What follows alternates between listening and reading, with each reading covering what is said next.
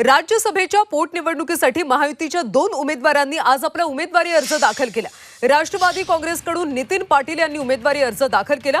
यावेळी विधान भवनात राष्ट्रवादी काँग्रेसचे राष्ट्रीय कार्याध्यक्ष खासदार प्रफुल्ल पटेल, प्रदेशाध्यक्ष खासदार सुनील तटकरे उपस्थित होते। तर भाजपकडून दक्षिण रायगडचे जिल्हाध्यक्ष धैर्यशील पाटील यांनी आपला उमेदवारी अर्ज दाखल केला। केंद्रीय मंत्री पियुष गोयल आणि भाजपचे नेते उदयनराजे भोसले लोकसभेवर निवडून गेल्यामुळे राज्यातून राज्यसभेच्या 2 जागा रिक्त झाल्या। त्यापैकी उदयनराजेंची जागा अजित पवार यांच्या राष्ट्रवादी काँग्रेसला देण्यात आली।